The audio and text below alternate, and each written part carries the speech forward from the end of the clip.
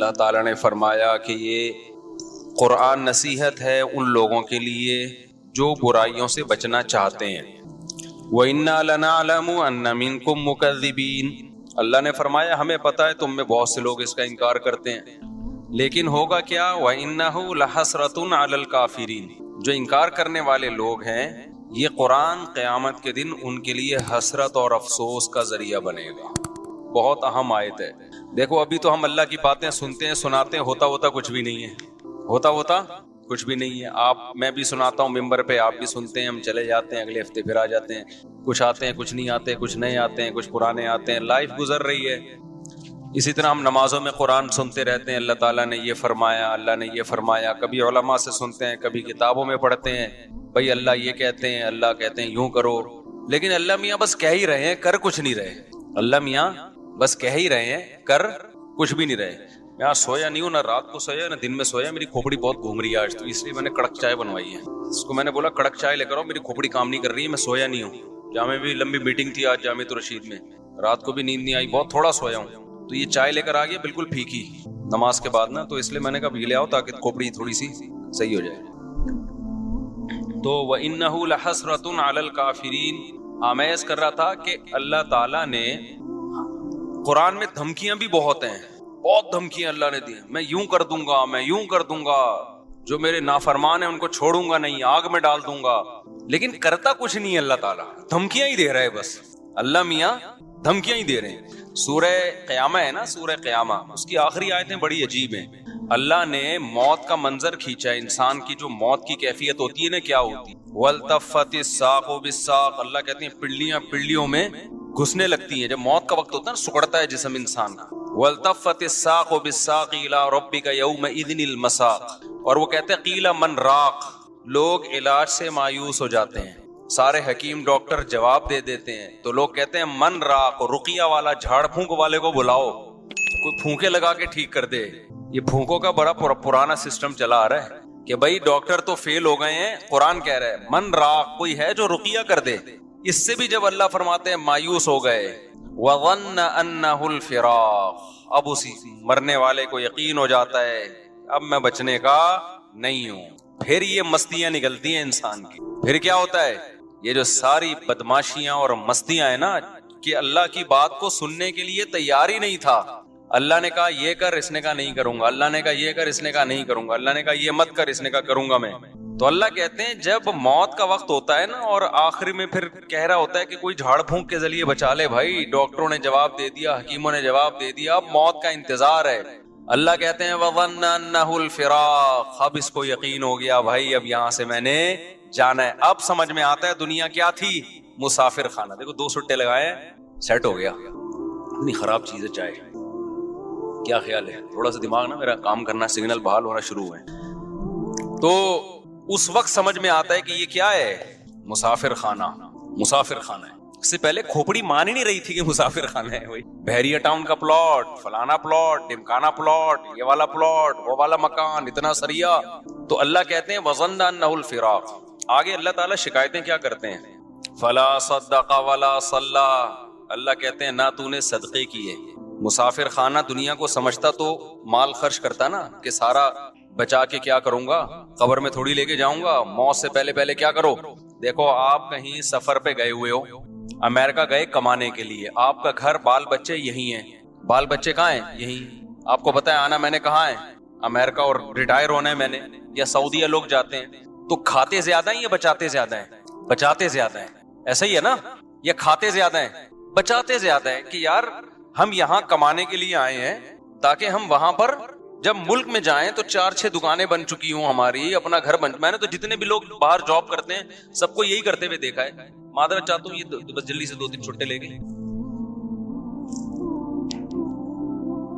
تاکہ بار بار ڈسٹرب نہ ہو نا۔ تو جو بچاتے ہیں وہاں جاتے ہیں، ہم نے بہت سے لوگوں کو دیکھا ہے بھائی، جب سعودی عرب سے جاب ختم ہو جاتی ہے، ایک عمر ہو جاتی ہے، آتے ہیں تو کہتے ہیں بھائی اللہ کا شکر ہے اب ہم نے اپنے یہاں 4 دکانیں بنا لی ہیں اور گھر بنا لیا ہے۔ تو لوگ کہتے ہیں نا باہر گیا تو نے بنایا کیا پیچھے، جب تو وہاں سے ریٹائر ہو کے آئے گا تو ادھر کیا ہے تیرے پاس، تو لوگ بنا لیتے ہیں۔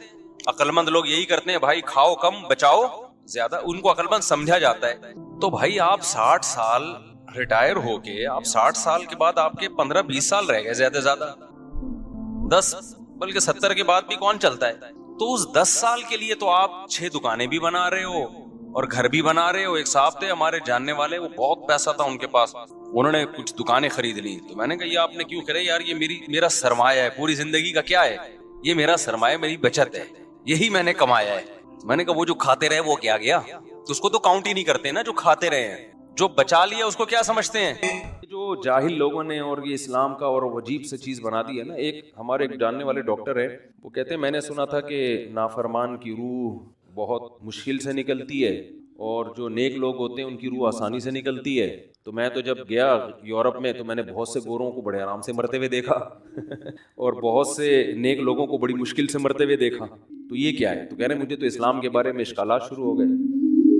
میں نے کہا آپ نے جن سے یہ تقریر سنی ہے نا کہ نیک لوگ کی روح آرام سے نکلتی ہے، بروں کی مشکل سے نکلتی ہے، انہوں نے آدھی بات بتائی، پوری نہیں بتائی. میں نے کہا یہ تو صحابہ کے دور میں نے کہا اگر آپ حدیثیں پڑھ لیتے، ایک آیت سے کبھی تھوڑی مسئلہ حل ہوتا ہے. آپ کسی کی ایک بات لے رہے ہیں، دوسرے موقع پہ جو اس نے تشریح کی ہے وہ آپ نہیں لے رہے. میں نے کہا معاذ اللہ، اگر کسی کی کوئی موت کی کسی کو بہت تکلیف ہو رہی ہے، یہ اس معاذ اللہ اس کے برے ہونے کی علامت ہے، تو یہ تو پھر کفر ہے. احادیث میں آتا ہے کہ آپ صلی اللہ علیہ وسلم کو موت کی تکلیف دوسروں سے زیادہ ہوئی ہے. آپ صلی اللہ علیہ وسلم فرمایا اوعکو کما یوعکو رجلان منکم، مجھے بخار میں اتنی تکلیف ہوتی ہے جتنی تم میں سے 2 آدمیوں کو ہوتی ہے. آپ پر جب بیماری آتی تھی نا، آپ کو تکلیف دوسروں سے زیادہ ہوتی تھی. اور امی عائشہ رضی اللہ تعالی عنہا فرماتی ہیں کہ نبی صلی اللہ علیہ وسلم کا سر مبارک میری گود میں تھا جب آپ کی روح نکلی ہے، اور آپ کی جو میں نے موت کی تکلیف دیکھی ہے، جس شدت میں آپ جس تکلیف میں تھے، اس کے بعد مجھے کسی کی موت کی جو آسانی سے کوئی دنیا سے گیا ہو نا، اس کے مرنے پر مجھے کبھی رشک نہیں آیا. رشک کا کیا مطلب؟ کہ بھئی یہ اتنی آسانی سے چلا گیا تو اس کا مطلب یہ زیادہ اچھا تھا، اور معاذ اللہ آپ صلی اللہ علیہ وسلم کے اعمال کم تھے، تو یہ تو ممکن نہیں ہے نا. کہتے ہیں مجھے کبھی کسی پہ رش نہیں آیا کہ آرام سے مر گیا تو بہت نیک ہوگا. ٹھیک ہے نا، بہت مشکل ہے سمجھانا. امی عائشہ فرماتی ہیں کہ یعنی امی عائشہ کی حدیث کا مفہوم بیان کر رہا ہوں کہ نبی صلی اللہ علیہ وسلم کی موت کے وقت جو تکلیف کی حالت تھی، اس کو جب سے میں نے دیکھا ہے، تو امی عائشہ کی بات کا خلاصہ یہ ہے کہ اب اگر میں کسی کو دیکھتی ہوں نا کہ آرام سے روح نکل رہی ہے، یعنی آرام سے مر رہا ہے، دنیا سے جا رہا ہے، تو مجھے اس پہ رش نہیں آتا کہ وہ بہت نیک ہوگا. کیا مطلب؟ اس کا نیک عمل سے تعلق بولتے کیوں نہیں ہے. لیکن ہمارے ہاں سارا مدار کس پر ہے؟ مرنے کے بعد شکل کیسی ہے اس کی؟ آڑا ترشا ہو گیا تو جہنم میں جا رہا ہے اس کا مطلب. اور اگر مرا ہوا ہے، دانت کھلے میں، ایسا لگ رہا ہے مسکرا رہا ہے، سیدھا کہاں جا رہا ہے؟ او بھائی، اگر خدا نخواستہ کوئی لقوے کا مریض تھا، کوئی فالج کا مریض تھا، وہ تو مرے گا تو اس کا تو بیچارے کا ہوگا تھوڑا سا چہرہ بھی ٹیڑھا ہو سکتا ہے، کچھ بھی ہو سکتا ہے، نیک لوگوں کا بھی ہو سکتا ہے. تو مدار کس پر ہے؟ اعمال پر. اور نیک لوگوں کو بعض دفعہ موت کے وقت ڈبل تکلیف دی جاتی ہے. ایک تو اس لیے دی جاتی ہے، یا تو اس لیے کہ کوئی گناہ ان کا باقی رہ گیا ہوتا ہے. اللہ کیا کہتے ہیں؟ بھائی قبر میں جانے سے پہلے اس کو ہمارے پاس دھلا کے لے کے آؤ، صاف ستھرا ہو کے. اب ہمارے پاس آ رہا ہے تو اب ہم نہیں چاہتے کہ اس کے گناہوں کی گٹھری ہو، اس کو پاک صاف کر کے لے. میں نے بڑے بڑے بزرگ دیکھے جن کو آخری وقت میں بہت مصیبت میں گزری ان کی، یعنی زندگی کے آخری ایام، بیٹیوں کی ٹینشن، کسی بیٹی کو طلاق ہو گئی، وہ گھر آ گئی، کوئی اور مسئلہ ہو گیا، تو بڑی ٹینشن میں آخری وقت. لیکن وہ زبان سے کیا کہتے تھے؟ شکر. کیا شاید اللہ تعالیٰ ہمارے گناہوں کو معاف کرنا چاہتا ہے. اولاد کی حدیث میں آتا ہے کہ انسان کو اس کی گھر والی کی طرف سے، اس کی اولاد کی طرف سے، اس کے جسم کی طرف سے تکلیفیں پہنچتی رہتی ہیں اور اس کے گناہ معاف ہوتے رہتے ہیں، حتی لقی اللہ طاہرا مطہرا، جب اللہ کے پاس آتا ہے نیٹ کلین، بالکل گناہوں سے پاک صاف ہو گیا. لیکن یہ تکلیف ہوتی ہے جس میں صبر کی توفیق بھی ملتی ہے، کیونکہ اللہ دے رہا ہے نا تکلیف، اور اللہ سزا کے طور پہ نہیں بلکہ کفارے کے طور پہ، تاکہ ہمارے پاس آئے تو صاف ستھرا ہو گئے. تو اس تکلیف میں پھر صبر کی توفیق، اس لیے علماء کہتے ہیں جس تکلیف میں صبر کی توفیق مل رہی ہے سمجھ لو یہ رحمت ہے. یہ کیا ہے؟ رحمت. یہ اللہ آپ کو بنانا چاہ رہا ہے کچھ. اب لوگ کہتے ہیں یہ والی تکلیف کیوں، وہ والی کیوں نہیں آئی، یہ تو بہت زیادہ ہو گئی. تو بھائی اللہ سے کوئی نہیں لڑ سکتا، وہ جو دے رہا ہے وہ اس پہ صبر کرو. اسی کو کہتے ہیں تقدیر پر رضا. جو اللہ نے مقدر کیا ہے بس اب اس پہ کیا ہے؟ کوشش کریں گے، اللہ سے عافیت مانگیں، اے اللہ ہمیں تکلیفیں نہیں چاہیے، ہم تو ویسے ہی کمزور ہیں، ایسا نہ ہو تکلیف میں اور یا نافرمانی پہ نہ آ جائیں. ہمیں تو خوشیوں بھری زندگی چاہیے اور اللہ ان خوشیوں میں شکر کی توفیق دے کے گناہ معاف کر دے, ٹھیک ہے نا. جیسے لوگ حکیم کے پاس جاتے ہیں, حکیم صاحب کے پاس دو طریقے ہوتے ہیں علاج کے. ایک طریقہ تو یہ کہ بھائی یہ کڑوی گولی ہے, 2-3 کھاؤ گے فٹ فاٹ ہو جاؤ گے, اس میں یہ بھی پرہیز, یہ بھی پرہیز, یہ بھی پرہیز. اور ایک طریقہ ہوتا ہے بھائی دودھ جلیبی کھاؤ, علاج لمبا ہو جائے گا لیکن وہ دوا میں کیا ہے, دودھ جلیبی. تو آپ کہتے ہو بھائی یہ دودھ جلیبی والا مجھے دے دو, ٹھیک ہے لمبا علاج کروا لوں گا, فائدہ دیر سے ہوگا, لیکن میں یہ کریلے کا جوس نہیں پی سکتا. تو ہم نالائق لوگ ہیں, شکر سے بھی انسان کے ترقی ہوتی ہے. تو اللہ سے یہ مانگنا چاہیے اللہ ہمیں نعمتیں دے, تکلیفوں سے بچا اور شکر کی توفیق دے تاکہ ہمارے درجات بلند ہو. تو شکر کے بھی تو بڑے فضائل ہیں نا. تو مانگنے تو کیونکہ عبدیت اور غلامی کا تقاضا یہ ہے کہ اللہ سے عافیت مانگی ہے, لیکن اللہ تکلیف دے دے تو اس پہ صبر. تو ہمارے نبی صلی اللہ علیہ وسلم کو ہاں یا تو اس لیے تکلیف ہوتی ہے گناہ معاف, یا اس لیے کہ درجات بلند.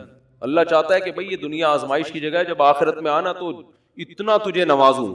تو ہمارے نبی صلی اللہ علیہ وسلم جنت میں آخرت میں سب سے اعلیٰ مقام کس کا ہوگا, سید الانبیاء محمد صلی اللہ علیہ وسلم, حضرت آدم سے بھی زیادہ, نوح علیہ السلام سے بھی زیادہ. تو اللہ نے فرمایا کہ آپ کو پروٹوکول دینے کے لیے آخری جو اب آپ کا آخرت کا سفر ہے نا, اس میں مادی تکلیف آپ کو دوسروں سے زیادہ دی جائے گی. یہی وجہ ہے کہ حضرت فاطمہ رضی اللہ تعالی عنہا آپ کی چہیتی بیٹی, جب انہوں نے آپ صلی اللہ علیہ وسلم کی اس تکلیف کو دیکھا نا, جو موت کے وقت تکلیف تھی اور جو بخار کی شدت تھی, واہ کرب ابتا, فرماتی تھی ہائے میرے والد کا کرب. بہت زیادہ غمزدہ ہو گئی ان کو دیکھ کر کس قدر تکلیف میں ہے. تو آپ صلی اللہ علیہ وسلم نے فرمایا لا کرب علی ابیک بعد اليوم. کیسے تسلی کے جملے. اپنی بیٹی سے فرمایا ہے فاطمہ تیرے باپ پر آج کے بعد کوئی تکلیف, بولو لا کرب علی ابیک بعد اليوم. اس میں بھی آپ صبر کا پہلو تلاش کر رہے ہیں, شکر کا. بس یہ اللہ کی طرف سے آخری ہے. آج کے بعد اے میری بیٹی تیرے باپ پر کوئی تکلیف نہیں. اپنی بیٹی کو بھی تسلی دے رہے ہیں کہ غم ہلکا کر, بس یہ اللہ کی طرف سے آخری ہے, آج کے بعد کوئی تکلیف نہیں ہوگی. تو ہمارے ہاں وہ بیچارہ تکلیف سے جا رہا ہے, تو یار دیکھا آ گیا نا سامنے, لیکن یہ دیکھا ہم تو کہتے تھے بندہ ہی 2 نمبر ہے, اب آ گیا نا, دیکھو کیسے مر رہا ہے. اور پیغمبروں کو تکلیف تو دی جاتی ہے, لیکن کوئی ایسا عیب نہیں ہوتا, ایسی بیماری نہیں ہوتی جو لوگوں میں معیوب سمجھی جاتی ہے, یہ نہیں ہوتا. کیونکہ پیغمبر اللہ کے قاصد ہیں, تو اللہ ان کو ہر لحاظ سے امت کو یہ بتانا چاہتے ہیں یہ میرے رسول ہیں, یہ میرے سفیر ہیں. تو کوئی بھی ایسی چیز جس کی وجہ سے لوگوں کو ان سے نفرت ہو, یا طبعی نفرت جو انسان کے اختیار میں نہیں ہوتی, تو اللہ ایسی بیماری اور ایسی تکلیف سے بچاتے ہیں ان کو. سمجھ میں آ رہی ہے بات.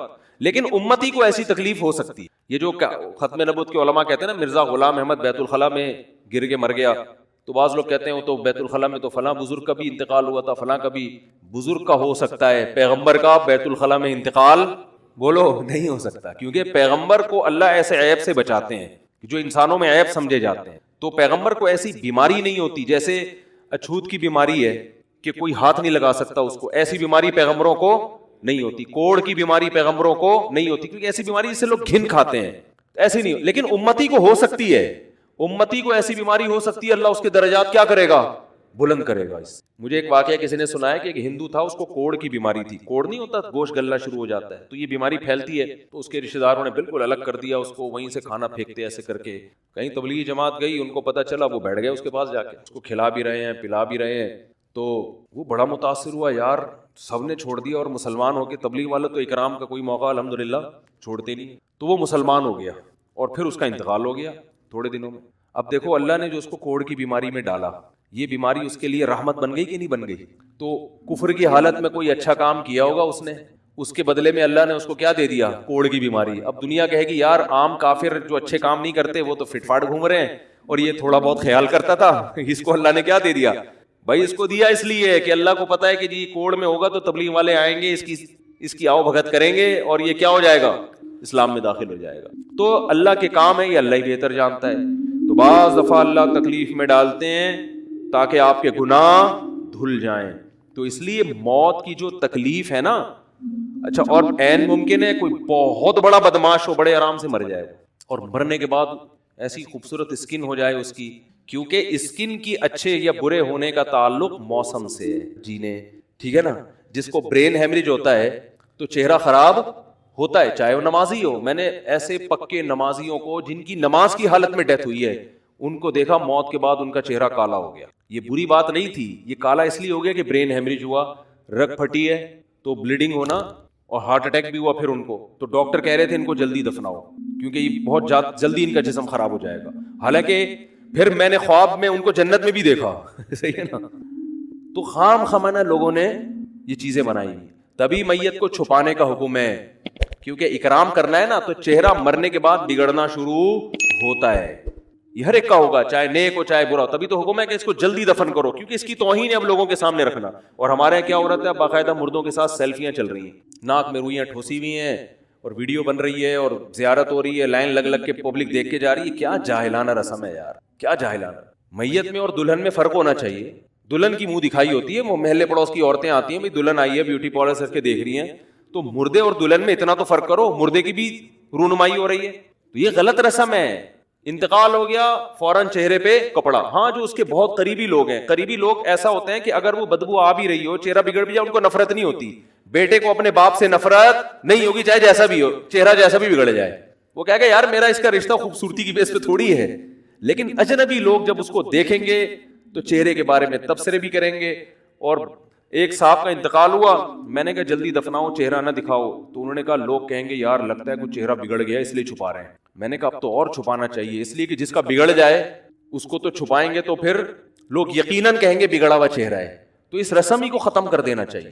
انتقال ہوا فوراً چہرے پہ کپڑا. ہاں بیوی دیکھ سکتی ہے اپنے شوہر کو, یا بیٹے ہیں, یا اس طرح جو بھائی بہن ہیں قریبی, وہ دیکھ لیں. باقی پبلک سے چھپا کے اس کو فوراً کیا کرو, دفن. اب تو قبر میں جا کے بھی دکھا رہے ہوتے ہیں. یہ اجمیوں کی گندی رسم ہے, بری رسم ہے. گندی کا لفظ میں نے تھوڑا سا زیادہ سخت استعمال کیا, لیکن مجھے اس سے زیادہ ہلکا لگ نہیں رہا کوئی لفظ. عرب میں ایسا نہیں ہوتا. سعودی عرب میں جو ہے نا, عرب لوگ بہت سی چیزوں میں ابھی بھی اسلام کے بہت قریب ہیں, بڑے خاندان. ہم لوگ چونکہ ہندوؤں کے ساتھ زیادہ رہے ہیں نا انڈیا میں, تو بہت سی چیزیں ہم نے وہاں سے کیا لی ہیں جو مذہبی لوگوں میں بھی آئی ہیں. عرب میں یہ سسٹم نہیں ملے گا آپ کو. عرب میں جب تک زندہ ہے احترام, ادب, تمیز. انتقال ہو گیا فوراً سے پہلے دفنایا, قبر پہ تختی بھی نہیں لگاتے. وہ جائز ہے تختی لگانا, لیکن وہ بھی نہیں لگاتے. کہہ رہے ہیں اب اس کو تختیوں کی ضرورت نہیں ہے, اب دعاؤں کی ضرورت ہے. دعائیں ہوتی رہتی ہیں ابا کے لیے, صدقات و خیرات کرتے ہیں, ایسا صدقے کرتے ہیں عرب کہ آپ کی سوچ ہوگی. ایسی سخاوت ہے عربوں میں, اپنے ابا کے لیے اپنی اماں کے لیے دعائیں کرتے ہیں. وہ میں نے بتایا نا ایک واقعہ میں نے بہت پہلے سنایا تھا, جدہ میں کسی کے یہاں ٹھہرا ہوا تھا سعودی عرب میں, پاکستانی تھے وہ کسی عرب کے ساتھ 30 سال سے ملازمت کر رہے تھے. عربوں کا نا آپ کو ایک پہلو دکھایا جاتا ہے میڈیا پہ, جو اچھا پہلو ہے وہ نہیں دکھایا جاتا, جو اسلام کی وجہ سے ان میں خوبیاں ہیں وہ نہیں دکھایا جاتا. تو ایک عرب شیخ تھا جس کی, ہاں یہ ملازم ہے. دوسرا عرب کا جو اصل کلچر آپ کو ملے گا گاؤں دیہاتوں میں, شہروں میں تو پتہ نہیں کون کون آگے آباد ہوا ہے, اس میں اچھے بھی ہیں برے بھی ہیں. کہہ رہے میں نے دیکھا کہ وہ ایک عرب شیخ اپنی فیکٹری سے نکلا, میں تو ایک بھکاری آیا, اس نے اللہ کے نام پہ کچھ مانگا. اس کے پاس پتہ نہیں تنخواہ بانٹنے نکل رہا تھا, کیا نکل رہا تھا, اس کے پاس بہت سارے پیسے تھے ریال. تو اس نے اس کو بھکاری کو دے دیے. بھکاری کو جیسے ہی دیے, بھکاری نے, اچھا یہ عرب بھی 80 سال کا بڈھا, تو اس بھکاری نے اس کے عربی کے ماں باپ کو دعائیں دینا شروع دل سے نا, وہ پاکستانی تھا, وہ بڑا ڈیڑھ ہوشیار, دعائیں دی, اللہ کرے تمہارے ابا کی مغفرت ہو جائے, اللہ کرے. تو وہ عرب کو اتنا اچھا لگا, اس نے اور دے دی. پھر وہ شروع ہو گیا, تو اللہ کرے تمہارے ابا وہ پھر اور دے دی. کہہ رہے اتنے پیسے اس بھکاری کو دے دیے. میں نے کہا یار یہ تو لاکھوں پتی بن گیا ہے, سارے پیسے ختم ہو گئے اس کے پاس, اور وہ گھنا دعائیں دیتا جا رہا ہے. وہ جو گھنا تھا نا وہ کیا کر رہا ہے, وہ بھی گھنا بن کے طبیعت سے دعائیں دے رہا ہے. وہ رونا بھی آ جاتا ہے پاکستانیوں کو, آپ کو پتا ہے. تو کہہ رہے وہ چلا گیا, پیسے ختم ہو گئے. اس عربی نے کہا اگر یہ میرے پاس اور بھی پیسے ہوتے نا, یہ دعائیں دیتا رہتا, میں پیسے. بعض ایسے جذبات ہو جاتے ہیں نا انسان کے کہ اس کو لگتا ہے کہ شاید یہ دعا قبول ہو رہی ہے, بعض دفعہ ایسی کیفیات آ جاتی ہیں انسان کے اوپر. تو وہ پاکستانی تھے جنہوں نے مجھے واقعہ سنا. کہہ رہے ہیں یار ان کے اندر کوئی ان کے قریب رہے نا تو بعض چیزیں ان میں بڑی خاندانی. عربوں میں ماں باپ کا بہت احترام ہے, بہت. جتنے کسٹمر کے ساتھ بدتمیز ہوتے ہیں نا, باپ اور ماں کے ساتھ اتنے ہی اچھا سلوک کرتے ہیں. ایسا نہیں ہے جیسے زبان چلا دی اور یہ کر دیا. باپ بیٹھا ہوگا سب چپ کر کے آرام سے بیٹھے ہوں گے کہ باپ یہ بول بیٹا رہا ہے. ہمارے یہاں بیٹا باپ لگ, مجھے تو, میں تو لوگوں سے پوچھتا ہوں یہ پہلے کیوں, کہ مجھے ایسا لگ رہا ہے آپ کا بچہ آپ سے پہلے پیدا ہو گیا, یعنی وہ باپ بنا ہوا ہوتا ہے. ٹھیک ہے نا, باتیں ایسے کر رہا ہوتا ہے کہ جو بیٹا ہے وہ باپ لگ رہا ہے, جو باپ ہے وہ بیٹا لگ رہا ہے. تو خیر کہاں سے کہاں بات چلی گئی, کیا بات کر رہا. ارے یار یہ تو موضوع کو کوئی پکڑ کے رکھے, یہ بہت بڑی جاہل پیر کی بات تو میں نے شروع کی تھی. شیطان ہوا وغیرہ سب ہو گیا. ہاں یہ بات چل رہی تھی کہ موت کی تکلیف اگر کسی کو ہوتی ہے، میں یہ بتا رہا تھا کہ اسلام کی باتیں اللاجیکل بات اسلام نہیں کرتا.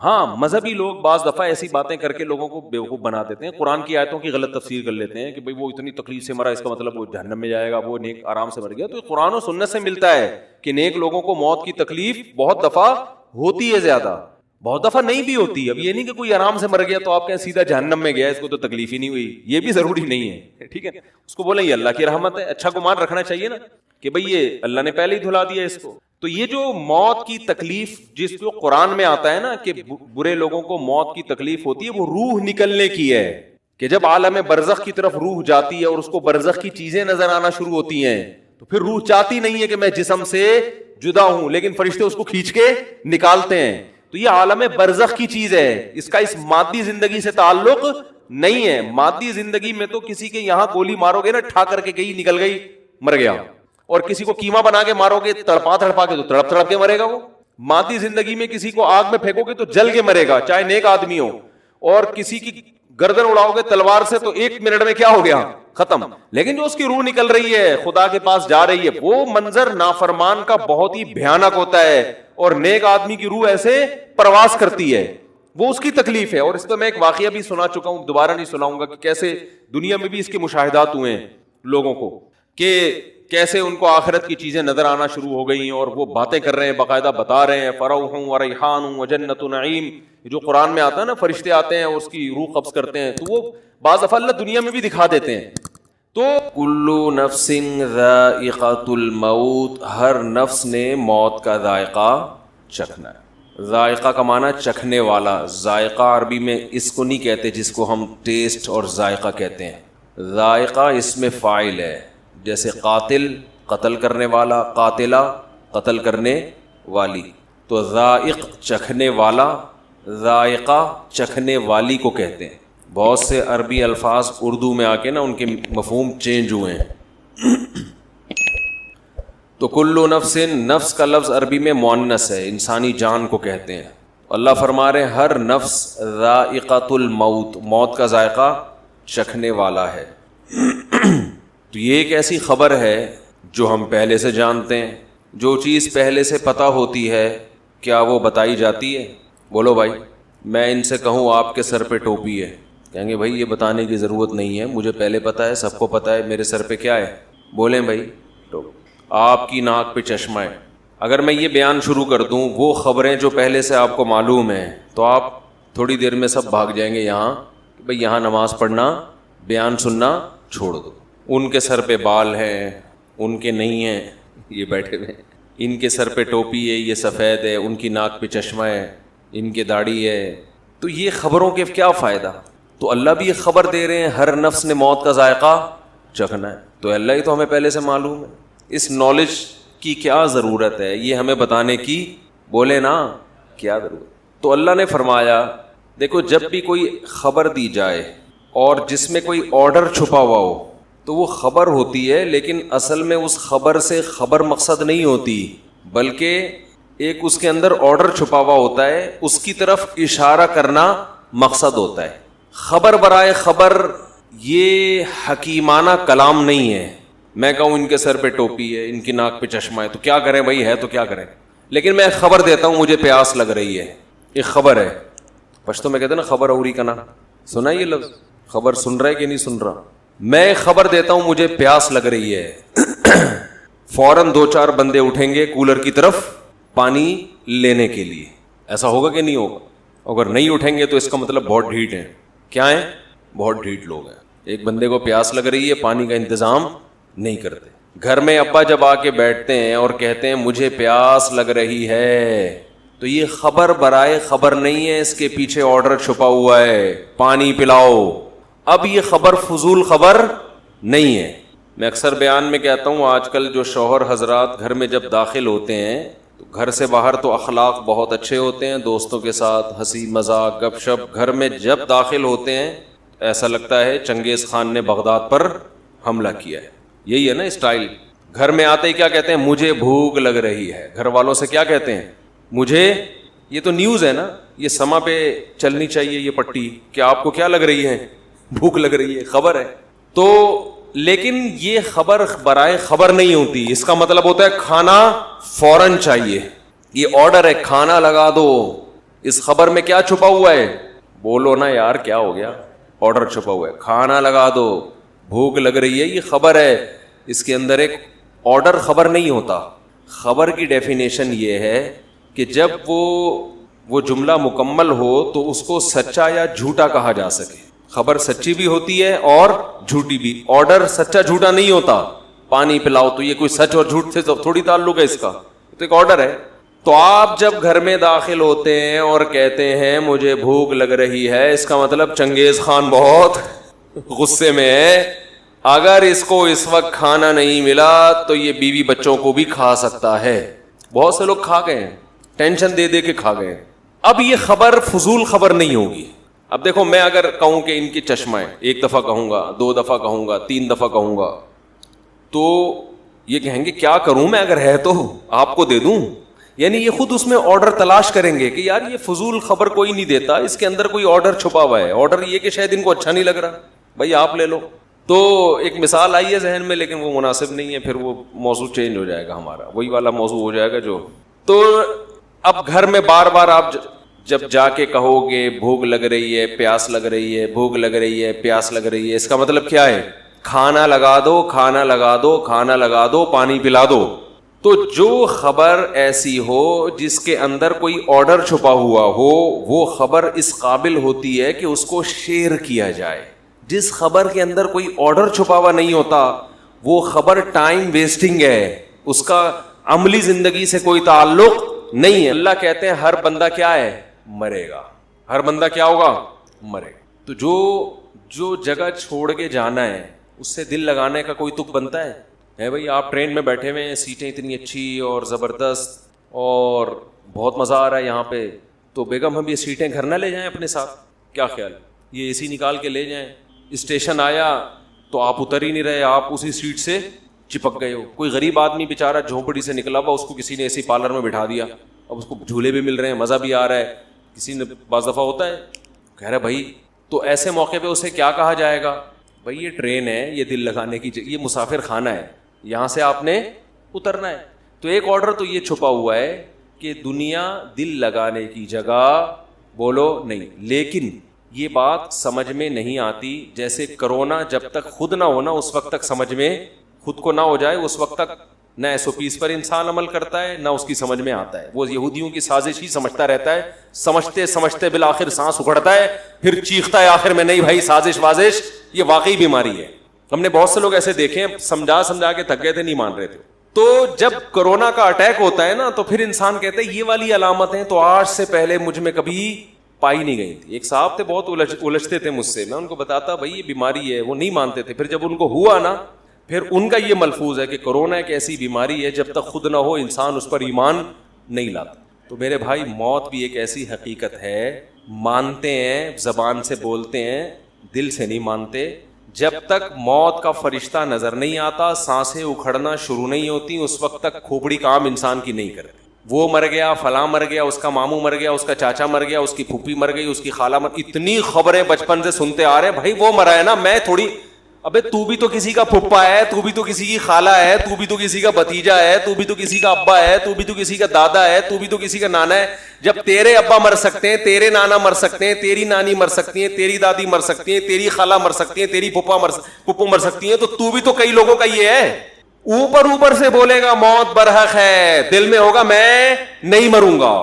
اگر دل میں یہ ہوتا کہ میں مروں گا تو دنیا چھننے پہ روتا کیوں؟ پھر اتنا رو رہے ہیں, اتنا رو رہے ہیں, ہائے ہائے ہائے ہائے, جس سے ملو ہائے ہائے ہائے, ٹینشن لے کے بیٹھا ہوا ہے. اگر آپ کو کوئی بتا دے کہ آپ تھوڑے دنوں میں مر جاؤ گے, پھر آپ کو پلاٹ کی ٹینشن ہوگی؟ بولو کہ یار میرا کوئی پلاٹ نہیں ہے, میرا کوئی گھر نہیں ہے, میری کوئی گاڑی نہیں ہے, میری شادی نہیں ہوئی, ٹھیک ہے, ٹینشن ہوگی.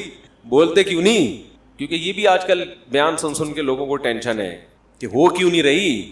یہ تو چار کی ترغیب دے رہے ہیں, ہماری ایک نہیں ہو رہی, ٹینشن پھر میرے پاس آ جاتے ہیں. اب تو جو مجھ سے ملنے کے لیے آتے ہیں میں وہیں روک کے بولتا ہوں شادی کے لیے تو نہیں آ رہا بھائی, وہیں سے یو ٹرن پکڑ لو, میں رشتے نہیں کراتا بھائی. کہہ رہے ہو تو ایک بھی نہیں ہو رہی ہماری.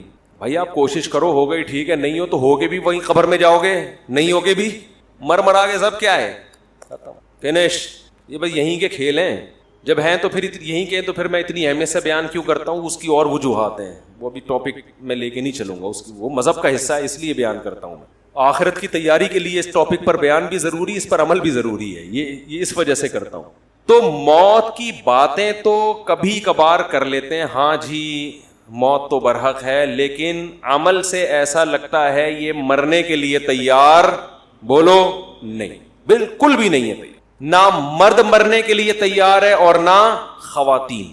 دوسرا، کچھ حقیقتیں ایسی ہیں جن سے ہم ایسی نظریں چرا کے بیٹھے ہوئے ہیں، جیسے سامنے گڑا ہو، کھڈا ہو، اور آپ بول رہے ہو کہ نہیں میں چلتا رہوں گا، کوئی گڑا نہیں ہے سامنے، گٹر کا ڈھکن کھلا ہوا ہے، آپ اسی سپیڈ سے اسی طرف جا رہے ہو، اگلا کہہ رہا ہے بھائی یہ گٹر ہے، کھلا ہوا ہے، آپ کو نظر آ رہا ہے، لیکن پھر بھی آپ کی سپیڈ کم ہونے کا نام نہیں لے رہی۔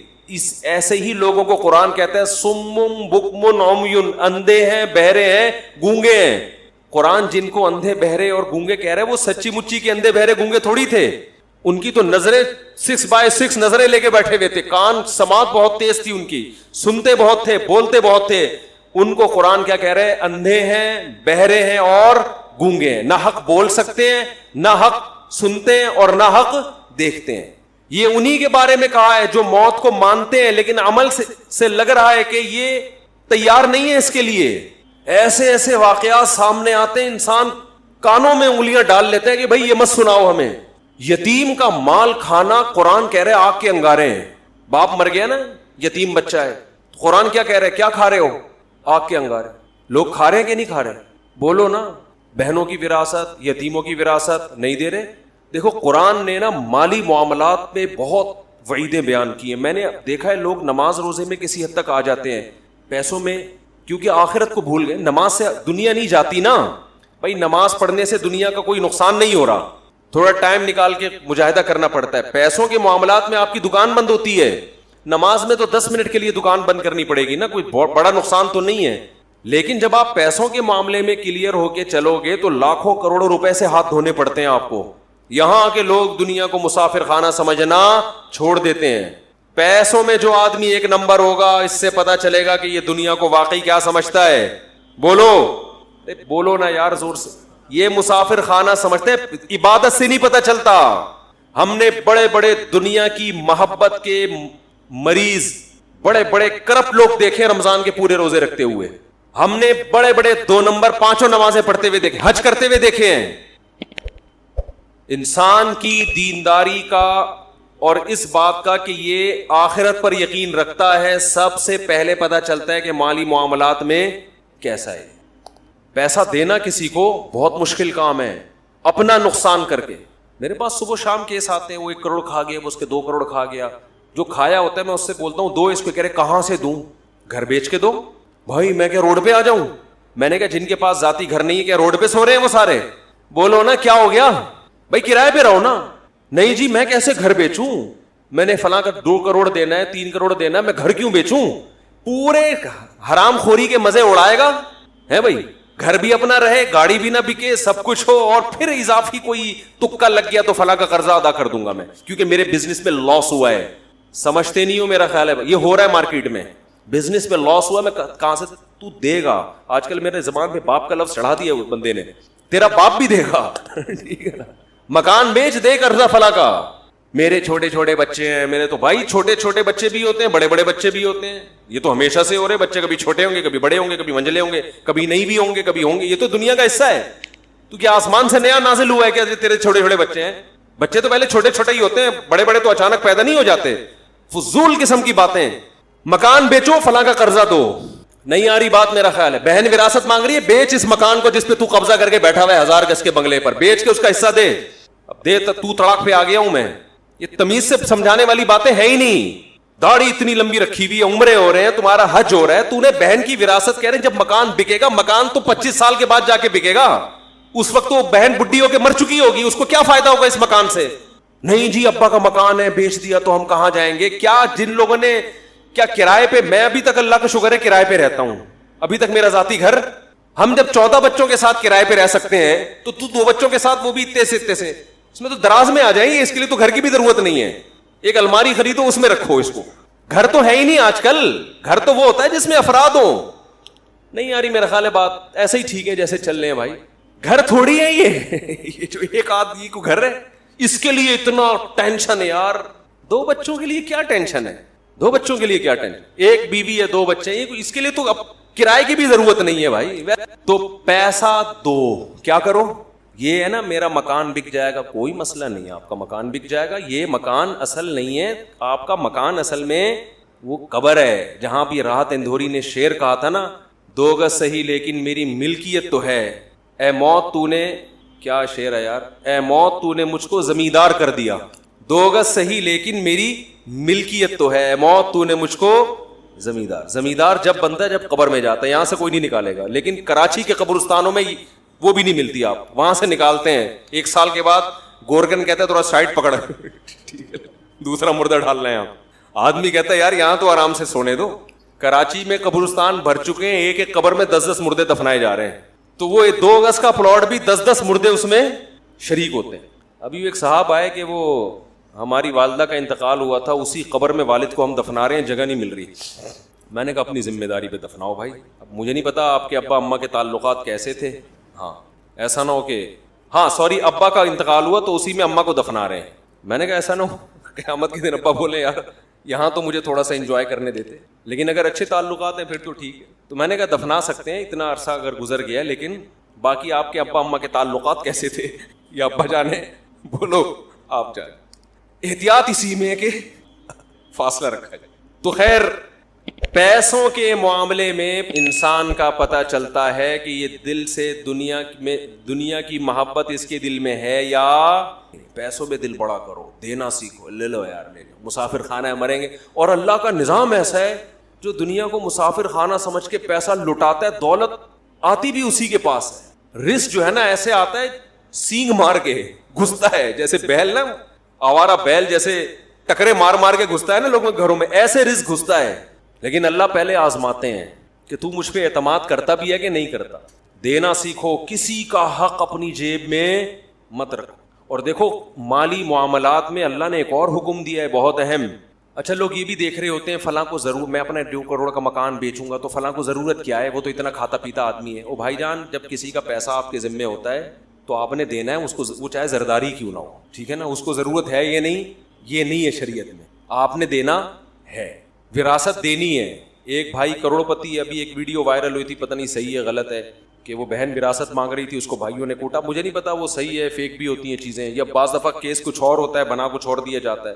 لیکن بعض دفعہ ایسا حقیقت میں ہوتا بھی ہے. بہت سے علاقوں میں بہن وراثت نہیں مانگ سکتی, اسے پتا ہے میرے نمازی پرہیزگار بھائیوں کو غصہ بولو آ جائے, دل بڑا رکھو, دو بغیر مانگے دو. روڈ پہ آ جاؤ, خدا کی قسم کسی کو حق دے کے انسان غریب ہو جائے, اس میں سکون زیادہ ہے. آدمی کا یار ایک پیسہ کسی کا میرے ذمے نہیں, اللہ کھلائے گا, اس کا اپنا مزہ ہے. اور پھر اللہ ایسا کھلاتا ہے چھپڑ پھاڑ کے.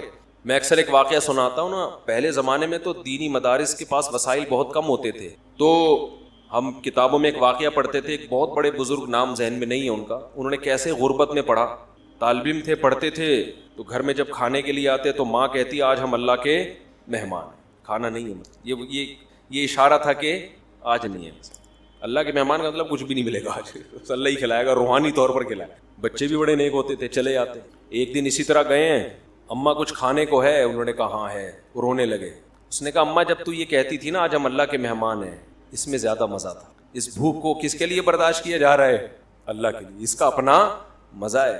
امام احمد ابن حنبل رحمہ اللہ تعالی, جو امام بخاری کے استاذ ہیں, وہ کہتے ہیں ایک آدمی شادی شدہ بچوں والا جب وہ غربت سے پریشان ہوتا ہے, اپنے بیوی بچوں کی طرف دیکھتا ہے اور اس کے پاس وسائل نہیں ہیں, اور اللہ کے سامنے گڑ گڑاتا ہے, اللہ کو اس شخص سے محبت اس عبادت گزار سے کئی گنا زیادہ ہوتی ہے جو ہر وقت مسجد میں بیٹھ کے اللہ اللہ کرتا ہے. سمجھتے نہیں ہو, ایک آدمی جو 24 گھنٹے اللہ کی عبادت کر رہا ہے, اور ایک وہ جو اللہ کی مخلوق میں لگا ہوا ہے, اور وسائل نہ ہونے کی وجہ سے اللہ سے دعائیں مانگتا ہے کہ اللہ ان کی خاطر مجھے روزی دے. جس کی آل اولاد ہو وہ تو پریشانی میں پھرتا ہے نا, کنواروں کو کیا ہے, ان کو تو گٹکے کے پیسے چاہیے بس. جو بال بچے والے لوگ ہیں ان کو ٹینشن ہوتی ہے نا, ان کو کھلانا ہے پلانا ہے.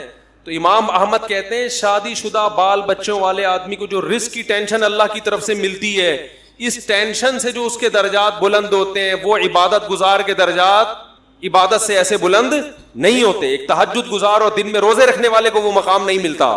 تو اللہ پہ اعتماد, اللہ پہ توکل, اللہ کے لیے ٹینشن اٹھانا, یہ بہت بڑی عبادت ہے. یہ عبادت کیوں ہے کہ اس ٹینشن میں بھی اس کے قدم حرام کی طرف نہیں جا. نہ یہ نسل روک رہا ہے, نسل روکنا بھی جائز نہیں ہے غربت کے خوف سے کہ کھلاؤں گا کہاں سے. اس میں اللہ پہ توکل واجب ہے کہ جس اللہ نے مجھے کھلایا ان کو بھی کھلائے گا. کسی کو کم دے گا, کسی کو زیادہ دے گا, کوئی بات نہیں, اللہ کا نظام ہے. یبسط الرزق لمن یشاء ویقدر, جس کے لیے چاہتا ہے رزق کشادہ, جس کو چاہتا ہے تنگ کر دیتا ہے. جس کے کشادہ کر دیا شکر ادا کرے, تنگ کر دیا صبر کرے. بھائی اللہ کے ہاتھ میں ہے. اس بیس پہ نسل روکنے کی اجازت نہیں ہے آپ کو کہ پیسے نہیں ہے تو بچے کیسے پالوں گا میں. لبرل لوگوں کے اصول کچھ اور ہیں زندگی گزارنے کے, اسلام کے اصول کچھ اور ہے. اور ایک دفعہ اسلام کے اصولوں پہ آ جاؤ, نقد فائدہ ملے گا, دل کا سکون, اطمینان, غربت میں بھی سکون, شکر کی توفیق ملے گی. ہم نے اپنے بزرگوں کو دیکھا ہے انتہائی غربت میں ان کے چہروں پہ ایسے خوشی جیسے ارب پتی ہوں. یہ وہ کہتے ہیں اللہ نے تو ہمیں ہماری ضرورتوں سے کروڑہ گنا زیادہ دے دیا. کہتے ہیں ہمیں تو ضرورت ہے 2 وقت کی روٹی کی, لیکن اللہ 3 ٹائم کھلاتا ہے. ہمیں تو ضرورت ہے بس ایک چھپڑا مل جائے سر چھپانے کو, لیکن اللہ نے پورا گھر. وہ یہی سوچ سوچ کے خوش ہوتے رہتے ہیں. اور ہمارے یہاں کیا ٹینشن چل رہی ہے, یار 20-50 سال کا ہو گیا اب تک اپنا گھر نہیں بنا سکا میں, اب کیا کرے گا بنا کے. بھائی تھوڑا سا ٹائم رہ گیا نکلنے, پتلی گلی آنے والی ہے, پتلی گلی آنے والی ہے جس سے فرشتے چوہے نکالیں گے. نکل 50 سال کے بعد کیا بنانا ہے یار. ہاں بچوں کے لیے آدمی کوئی پراپرٹی لے لیتا ہے, مر گیا. اگر اللہ نے بہت وسائل دیے ہیں تو چلو حدیث میں آتا ہے کہ ان کو ایسے لاوارث مت چھوڑ کر. اگر اللہ نے وسائل دیے نہیں دیے تو بولو یار ہم بھی تو کسی کے بچے تھے, جب ہم پل گئے تو یہ بھی پل جائیں گے. ٹینشن تو لینی نہیں ہے نا بھائی. ٹینشن لینا اس کی علامت ہے دل میں دنیا کی محبت ہے. اس دنیا سے چپکے ہوئے ہو ایلفی کی طرح, چھوڑنے کے لیے جو چھوڑے گی یہ بتا دوں. اور دنیا چھوڑتی بھی اور آپ کی مرضی سے بتا کے نہیں چھوڑتی. بھائی یہ بڑا مسئلہ ہے دنیا کے ساتھ. چلو کوئی محبوبہ آپ کو چھوڑ کے جائے, بتا کے جائے بھائی میری فلاں سے سیٹنگ ہو گئی ہے میں جا رہی ہوں, تو آدمی کو تسلی ہوتی ہے یار اب کیا کرو یار, اب ہو گئی سیٹنگ کیا کرو. ایک ہوتا ہے ٹائم دیا تھا قائد اعظم کے مزار پہ آنے کا, ہیں آپ امید میں پہنچے کہ یہاں ملاقات ہوگی, لیکن اطلاع آئی کہ کسی اور کو کہیں اور ٹائم دے چکے. یہ دھچکا برداشت کر دے گا انسان. دنیا کا بھی یہی اصول ہے, لکنھا خلۃ قد سیق من دمھا فجع وبلع واخلاف وتبدیل. آپ کو دنیا ٹائم دے گی, کیا مطلب آپ کو بتائے گی کہ تمہاری صحت اس قابل ہے کہ میں ابھی تمہیں چھوڑ کے جانے والی نہیں ہوں, نہ تمہیں شوگر ہے, نہ تمہارے گردوں کا مسئلہ, نہ تمہارا کوئی مسئلہ, پیسہ دولت سب, ابھی میں نہیں جا رہی. لیکن ادھر پورا پتلی گلی اس نے تیار کر کے رکھی, اس کو ٹرک کے نیچے لا کے مارو, اس کمبخت کو کوئی بیماری نہیں ہے, اس کو ٹرک کے نیچے لا کے مارو. یہ ایسے نہیں مرے گا, نہ اس کو نہ شوگر ہے نہ گردوں کا مسئلہ ہے, اس کا ٹرک بنتا ہے. کیا بنتا ہے, اس کی ہڈیاں بھی مضبوط ہے, کار ایکسیڈنٹ میں بھی نہیں جائے گا یہ. تو یہ وہی ہے کہ سیٹنگ آپ سے دکھایا جا رہا ہے, لیکن ہو فرشتوں سے سیٹنگ رہی ہے, ملک الموت سے. اس کو لے کے جاؤ یہاں سے. جتنے لوگ مرے ہیں نا ان میں 99% وہ تھے جن کا پہلے سے مرنے کا کوئی پروگرام نہیں تھا. ابھی ایک دوست ہمارے آئے, ان کا 36 سال کا جوان بھائی, اللہ تعالیٰ مغفرت فرمائے, 2 دن ٹائیفائڈ ہوئے اور انتقال ہو گیا. نہ اس سے پہلے کوئی بیماری, اتنی موتیں ہو رہی ہیں. اور کورونا بھی کہہ رہے ہیں نئی شکلوں میں آ رہا ہے, جو انڈیا میں تباہی مچائی تھی وہی, تو اس پہ تھوڑا سا احتیاط بھی کرنی چاہیے. وہی بات ہے بھائی, کب تک چھپو گے پیڑوں کی آڑ میں, کبھی تو ملو گے لنڈا بازار میں. تو اللہ اور جو فرشتے ہیں نا, موت کا فرشتہ, وہ بھی ہم سے کہتا ہے بیٹا تو جتنے بھی جم کر لینا جا کے ویڈیو, سوئمنگ, جم, گھوڑا سواری, شادیاں وادیاں, کب تک چھپے گا پیڑوں کی آڑ میں, کبھی تو ملے گا لنڈا بازار میں. طارق روڈ جیسی پینٹیں مل رہی ہوتی ہیں آدھے سے بھی کم ریٹ پر, تو بہت سے لوگ وہاں پہنچتے ہیں, اس پینٹ کو پہن کے کہتے ہیں کہ ہم نے کہاں سے خریدی ہے, طارق روڈ سے خریدی. لنڈا بازار ایک ایسی جگہ ہے جہاں ہر آدمی جاتا ہے, پکڑا جا سکتا ہے. تو ایسے ہی میرے بھائی جتنا موت سے بھاگو گے, جتنی صحتیں بناؤ گے, جتنا کوشش کرو گے زندہ رہنے کی, مرے گا. اور کیسے مرے گا کوئی پتہ نہیں ہے. بیٹھے بیٹھے ہمارے ایک جاننے والے کھانا کھایا ادھر ہی گر گئے, کوئی ہارٹ کا پہلے پرابلم نہیں. اتنی موتیں تو ہم نے اپنی زندگی میں دیکھ لی ہیں, لیکن افسوس اس پر ہے کہ ہمیں پھر بھی عبرت حاصل نہیں ہوتی. تو یہ وہی ہے, جب تک ہوتا نہیں ہے نا انسان, گزرتا نہیں, اس وقت تک یقین نہیں آتا. عقل مند وہ ہے جو اللہ کی خبروں پہ یقین کر کے پہلے سے تیاری کرے, ہر وقت تیاری کرے. اس لیے ہمارے علماء کہتے ہیں ہر وقت یہ تصور رکھو ابھی مر گیا تو کیا ہوگا. کیا ساری میں نے وصیتیں کی ہوئی ہیں, سارے میں نے معاملی معاملات کلیئر کیے ہوئے, نہیں کیے ہوئے, اس کا مطلب یہ اس خوش فہمی میں مبتلا میں ابھی نہیں مروں گا. تو جب مرے گا نا تو اس وقت بھی یہی خوش فہمی ہوگی کہ ابھی میں مروں گا نہیں. اچانک مرتے ہیں لوگ, اور جو تیار نہیں ہے وہ کینسر میں بھی ان کو یقین نہیں ہوتا کہ میں مروں. اللہ تعالی ہمیں مرنے سے پہلے موت کی تیاری کی توفیق عطا فرمائے. اگر تسلی سے استنجا کر کے وضو کریں اور پھر محسوس ہو کہ پیشاب کا قطرہ نکل گیا ہے تو پھر استنجا کرنا ضروری ہے یا صرف وضو کر لے؟ اور اگر اس وقت نہ ہو اور نماز کے دوران محسوس ہو تو کیا کرنا چاہیے؟ دیکھو یہ مسئلہ بہت اہم ہے, لوگ بہت پوچھتے ہیں, پہلے بھی ریکارڈ کرا چکا ہوں. جب پیشاب کرتے ہیں تو ایک دفعہ تسلی کر لیں کہ قطرہ آنا بند ہو گیا کہ نہیں ہو گیا, فوراً اٹھ کے نہ آئے, کیونکہ جب پیشاب کرتا ہے نا انسان تھوڑا سا کچھ نہ کچھ قطرات تری کچھ نہ کچھ آتی رہتی ہے, تو آپ تسلی سے بیٹھے رہیں. صحیح ہے نا؟ اب یہ نہیں کہ بیٹھے ہی, وہمی آدمی تو قیامت تک بیٹھا رہے گا, تو یہ وہمی ہوگی نہیں, نارمل آدمی کی بات کر رہا ہوں. تو تھوڑی دیر ہر انسان کو کچھ نہ کچھ تراوٹ آتی رہتی. تو جب تسلی ہو گئی کہ بھئی اب قطرہ آنا بند ہو گیا ہے, پانی ڈالیں اور پتلی گلی سے نکل لیں. نکلنے کے بعد اب محسوس پہ توجہ, کیونکہ آپ جتنا محسوس کریں گے اتنا زیادہ محسوس ہوگا. قیامت تک ہوتا رہے گا. مر جائیں گے جب آپ کو غسل دیا جا رہا ہوگا, آپ اٹھ کے سامنے والے کو تھپڑ ماریں گے, بولیں گے مجھے ابھی بھی محسوس ہو رہا ہے, تو نے مجھے ابھی غسل کیوں دیا, پہلے استنجا تو کرا دیتا صحیح طریقے سے. حقیقت بتا رہا ہوں میں. اب یہ وہمیوں کے فون سن کے پاگل ہو جاتا ہے انسان. تو ایک دفعہ تسلی ہو گئی, اب آپ آرام سے باہر آئیں, وضو کریں, نماز پڑھیں, اس کی طرف توجہ دے ہی نہیں کہ قطرہ نکل رہا ہے کہ نہیں نکل رہا. ہاں صرف محسوس نہیں, یقین ہو گیا کہ قطرہ نکل گیا ہے. اتنا یقین ہو گیا کہ آپ قسم اٹھا کے کہہ سکیں اللہ کی قسم پیشاب کا قطرہ اب نکل چکا ہے, تو آپ کا وضو ٹوٹے گا. بات آ رہی ہے سمجھ میں؟ لیکن وہمی کی سمجھ میں ابھی بھی نہیں آ رہی, کیونکہ وہمی کہے گا کہ وہمی لوگ پتہ کیا کہتے ہیں, پتہ نہیں یار میں قسم اٹھا سکتا ہوں کہ نہیں اٹھا سکتا, مجھے جو یقین قطرہ تو نکلا ہے, یہ تو محسوس ہوا ہے. اب اتنا کہ مفتی صاحب نے کہا تھا قسم اٹھا سکتا ہوں, پتہ نہیں قسم اٹھا سکتا ہوں کہ نہیں اٹھا, یہ وہم ہو رہا ہے مجھے. تو جب وہم ہو رہا ہے اس کی علامت ہے آپ نہیں اٹھا سکتے قسم, آپ کو یقین نہیں ہے. دیکھو ابھی رات ہو رہی ہے, قسم اٹھا سکتے ہیں نا؟ کوئی بھی وہمی ہوگا قسم اٹھا کے بولے گا بھائی رات ہو رہی ہے. اب وہ بھی اس پہ بھی قسم نہ اٹھا سکے, پھر وہ اس کو تو پھر فوراً کسی نفسیاتی ہاسپٹل میں ایڈمٹ کرائے نا. تو جو آپ کو وہم ہو رہا ہے پتہ نہیں قسم اٹھا سکتا ہوں, تو اس کی علامت ہے کہ آپ کو یقین نہیں ہے, تبھی تو آپ کنفیوز ہیں کہ اٹھا سکتا ہوں کہ نہیں اٹھا. جو 100% جس چیز کا یقین ہوتا ہے فوراً انسان قسم اٹھا لیتا ہے. تو اگر کنفیوز ہے کہ پتہ نہیں اٹھا سکتا ہوں کہ نہیں اٹھا سکتا, تو اس کا مطلب ہے آپ قسم نہیں اٹھا سکتے. حدیث کے مطابق آپ کا وضو باقی ہے. اب آپ جا کے بلا وجہ شلواریں چیک کر کے اپنا ٹائم ضائع کرتے رہو اور وسوسے میں آتے رہو, تو وہی بات ہے کہ یہ آپ کی اپنی ٹینشن ہے, یہ ٹینشن شریعت نے آپ کو نہیں دی ہے. شریعت کا حکم یہ ہے کہ ایک دفعہ جب یقین ہو گیا کہ قطرے آنا بند ہو گئے ہیں, تو اب جب تک 100% یقین نہیں ہوگا قطرے نکلنے کا, اس وقت تک آپ کا وضو برقرار رہے گا. اب وہمی ایک اور مسئلے کا شکار ہوتا ہے. وہمی کہتا ہے ٹھیک ہے مجھے یقین نہیں ہے کہ قطرہ نکلا ہے, لیکن پاسبل تو ہے کہ نکل گیا ہوں. سمجھ رہے یہ وہمیوں کو. اگر بالفرض نکل گیا ہوا تو وضو تو ٹوٹ گیا, پھر نماز تو نہیں ہوئی. اس کا جواب یہ ہے کہ بھائی جب شریعت نے کہہ دیا کہ جب تک 100% یقین نہیں ہے تو وضو باقی ہے, تو اس کا مطلب ہے کہ بالفرض اگر نکل بھی گیا ہو تو بھی وضو باقی ہے. سمجھ میں آ رہی ہے بات؟ کیونکہ جب ایک دفعہ پیشاب کر لیا اور آپ کو اب یقین ہو گیا کہ اب قطرات نہیں آ رہے, آپ استنجا کر کے باہر آ گئے, اب شریعت یہ کہتی ہے کہ اب وضو قطرہ نکلنے سے یا نہ نکلنے سے نہیں ٹوٹے گا. اب جب تک نکلنے کا یقین نہیں ہوگا نہیں ٹوٹے گا, جب نکلنے کا یقین ہوگا تو ٹوٹے گا. اب قطرہ نکلنے سے وضو ٹوٹتا ہی نہیں ہے, اب قطرہ نکلنے کا یقین ہونے سے ٹوٹے گا وضو. بات آ رہی ہے سمجھ میں؟ لیکن وہمیوں کی سمجھ میں پھر بھی نہیں آئے گا. وہ پتہ ہے ایک اور حملہ کرے گا شیطان. شیطان یہ کہے گا کہ دیکھو بھائی اصل میں جو حکم تھا نا وہ تو قطرہ نکلنے سے, پہلی دفعہ تو جب پیشاب کیا تو قطرہ نکلا تو وضو ٹوٹا نا. کیا خیال ہے؟ یہ تو شریعت نے ہم کو آسانی میں ڈالنے کے لیے, ایک وہمیوں کو وہم سے اور ٹینشن سے بچانے کے لیے شریعت نے کہہ دیا کہ یقین ہو قطرہ نکلنے کا تو وضو ٹوٹے گا, یقین نہیں ہے تو نہیں ٹوٹے گا. لیکن اوریجنل مسئلہ تو یہی ہے کہ پیشاب نکلنے سے وضو ٹوٹتا ہے, چاہے ایک قطرہ ہو چاہے 10 قطرے ہوں. تبھی تو جب پہلی دفعہ پیشاب کیا تھا میں نے بیٹھ کے تو وضو پورا ٹوٹا تھا میرا. تو اس کا مطلب ہے کہ اصل تو وہی ہے. تو یاد رکھو وہ جو اصل ہے کہ پیشاب نکلنے سے وضو ٹوٹتا ہے وہ بھی شریعت کے بتانے سے ٹوٹتا ہے نا, یہ کسی انگریز نے ریسرچ کر کے بتایا تھا لیبورٹری میں. تو جو شریعت نے آپ کو یہ بتایا کہ پیشاب نکلنے سے وضو ٹوٹتا ہے, اسی شریعت نے یہ بتایا کہ یہ اس وقت ٹوٹتا ہے جب آپ کو نکلنے کا 100% یقین ہو. اگر یقین نہیں ہے تو 100 دفعہ نکلتا رہے نہیں ٹوٹتا.